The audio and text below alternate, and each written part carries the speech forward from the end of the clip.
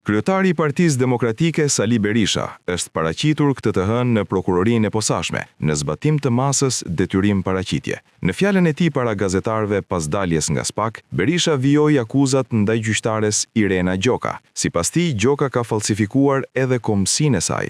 Irena Maneku, sipas dokumentave Gjoka Dumani, sipas dokumentave që kam paraqitur këtu, është për zënë zbuar 2 herë nga Greqia, sepse ka falsifikuar dokumenta dhe jo vetëm dokumenta, por ka falsifikuar edhe komsinë e saj.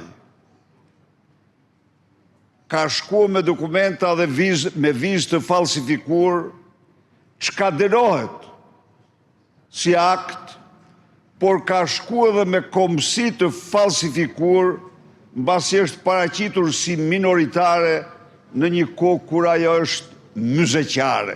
Me porositë e Edi Ramës, Altin Troplini i hap çështje penale kësaj pa emër.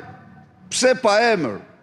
Sepse nëse do t'i hapte çështje penale me emër siç ishte njeriu i përzan nga Greqia, njeriu i dënuar në Greqi, atëherë ajo duhet të largohej nga detyra, automatikisht me hapjen e çështjes penale. Por çështja penale u hap pa emër. Për të mbyll me emër. Çfarë mbyllje të turpshme?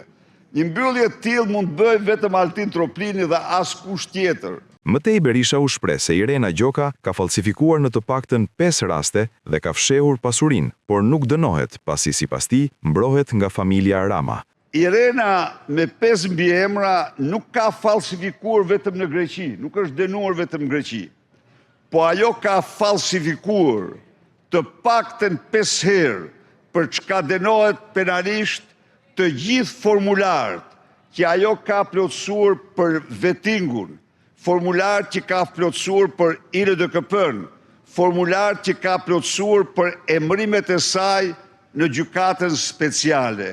Por Altin Maneku e ka injoruar totalisht gjithë këtë në një kohë kur çdo person tjetër i cili është gjetur se ka falsifikuar formularin është dënuar dhe penalisht dhe është nxjerrë nga detyra.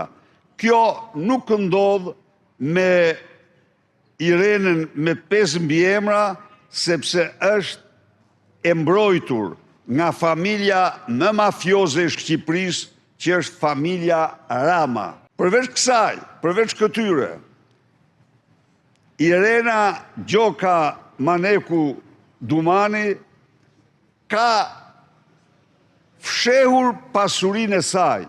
I pyetur për dosjen Partizani, Berisha u shpreh se Rama duhet të ishte në ndjekje penale për këtë çështje.